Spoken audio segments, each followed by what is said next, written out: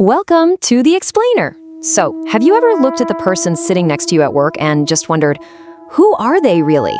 I mean, we spend thousands of hours a year with our coworkers, right? We just naturally assume we share this common professional baseline. We trust them by default. But what if the person making coffee in the break room is actually a total stranger, hiding something deeply, deeply unsettling?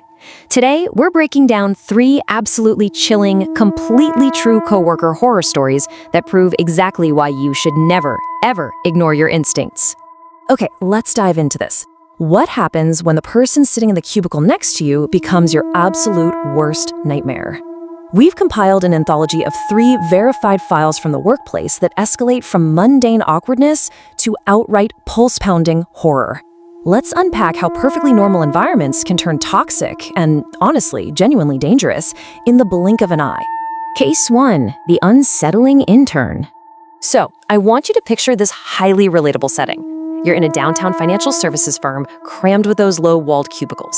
It's the kind of everyday, mundane corporate setup where the biggest thrill is usually someone bringing donuts on a Friday.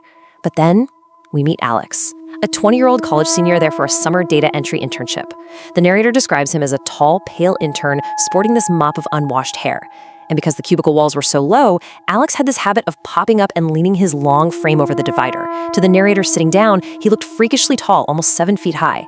He'd literally just stand there grinning with this strange frozen smile and stare at her for minutes at a time. And then he would speak. He'd say cliché things like, "Working hard" or "hardly working, Ronnie." But you have to understand, it wasn't the dad joke that was the problem here. It was the terrifying delivery. He spoke in this deliberately slow, unnatural, taunting tone. In fact, the narrator specifically compared his voice to the chilling way the actor Charlie Hunnam sounded when he played the real-life serial killer Ed Gein. Just imagine trying to finish a spreadsheet while a coworker does a literal serial killer impression right over your shoulder, holding eye contact just a little too long. Well, then things escalate way beyond the office. One evening, the narrator is at home eating dinner when her home landline rings. She answers, and there's just this heavy silence. Suddenly, she hears Alex's forced, creepy voice from the office muttering a completely bizarre riddle. He says, "The tide's coming in, pull your boat out of the water." He dragged the words out almost yelling, and then just erupted into unhinged, hysterical laughter before slamming the phone down. Now, what's really interesting about this slide is how we can track how quickly this whole thing unraveled. After that terrifying call, she goes straight to her boss on Monday. She discovers that not only do interns not have access to employee phone numbers, but Alex had actually been fired the previous Friday for failing to do his work. So naturally, she assumes the nightmare is over. But then, the very next Friday at 5 a.m., in the pitch black before dawn, she looks out her bedroom window. Alex is standing in her backyard. He's standing perfectly straight, staring right up at her window. He calls her name in that sing-songy voice, tilts his head back to the sky, and starts laughing that exact same hysterical, detached laugh. She threatens to call the police, and he simply turns and vanishes into the trees, still laughing. Which brings us to the most terrifying, completely unresolved reality of this whole story. How did he get her home landline? How on earth did he know her exact address? The police couldn't actually do much because he hadn't technically broken in or made a direct physical threat. He just left her with 0 answers and a lingering sense of absolute dread. Case 2, the grocery stopper. Let's move over to a quiet Vermont grocery store where a 17-year-old girl is working her very first real job. It's the kind of small town where everyone knows everyone and nothing ever really seems to happen. Until it does. Just take a look at how subtly this escalated. During week 1, she's added to a totally harmless work group chat. But by week 3, a 24-year-old dairy section worker named Sean starts bypassing those normal boundaries, sending her direct messages. By week 5, these turn into incredibly uncomfortable late-night comments, asking highly intrusive, flirty questions about her personal life. We are talking about a 24-year-old zeroing in on a 17-year-old in a way that just feels totally off, basically testing the waters to see exactly what he can get away with. Then comes the moment of sheer panic. One day at work, Sean casually walks up and asks, "You like Stranger Things, right?" Now, consider this for a second. She had been secretly binge-watching the show in the privacy of her own bedroom at home. She had never, not once, mentioned the show to anyone at work or even posted about it online. So how in the world did he know? Well, the answer might just lie in this incredibly eerie sensory detail. Just days after Sean's inexplicable comment, she's lying in bed late at night. The house is completely quiet. Suddenly, she hears a soft scraping noise against her bedroom window glass. Then, a distinct tap, just lightly enough to be completely unnerving. Someone was right outside her window, watching her. Terrified, she finally texts him firmly, telling him to back off. And his immediate response? This chilling, thinly veiled threat. He wrote, "Okay, good luck changing your address." This was all the proof she needed.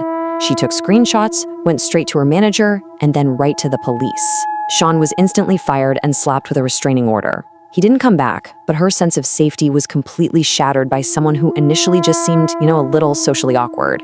Case 3, the storm trap. For this final narrative, we're looking at a 26-year-old woman working in a small, super quiet Pennsylvania insurance office, hidden behind a strip mall. You know the kind of place. Flickering fluorescent lights, zero foot traffic. Well, it's 5 p.m. on a Friday, a severe thunderstorm rolls in, and the power completely fails. Everyone leaves early, except our narrator and Tom. Tom is a 30-something new coworker who had been there barely 2 weeks. He never talked much, but he was always awkwardly nearby, just showing up whenever she made coffee or restocked paper. Now it's just the two of them, in the pitch black, with this deafening thunder shaking the entire building. The orange emergency lights click on, casting this horrible faint glow. And what does Tom do? He walks right up to the front door, inexplicably locks it, stares blankly out into the dark, flooded parking lot, and mutters, "It's not safe to go outside right now."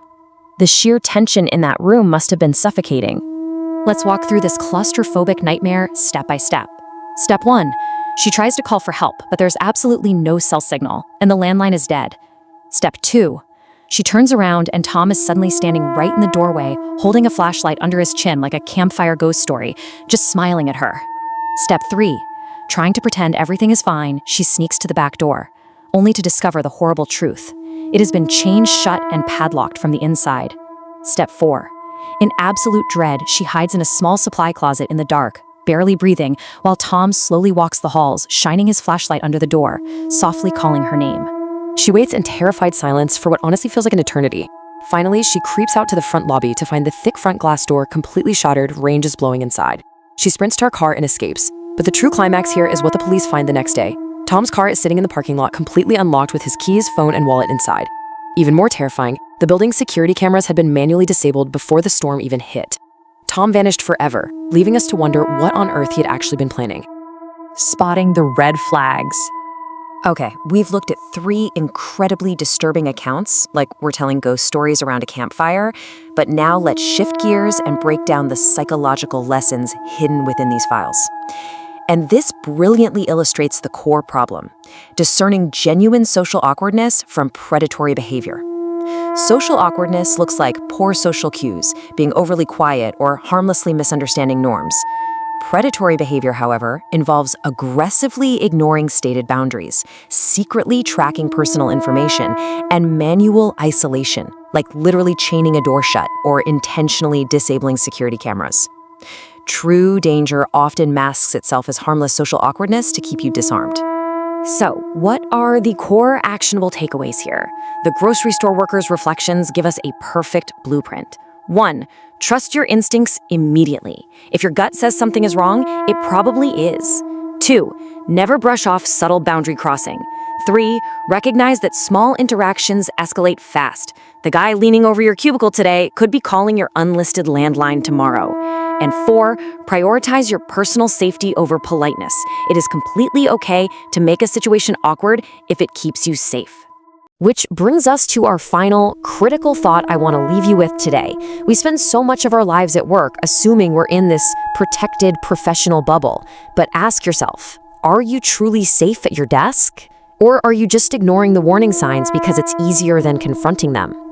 Take these lessons, maintain your situational awareness, and never be afraid to set a firm boundary. Thanks for joining me for this explainer. Stay sharp out there, and I'll catch you on the next one.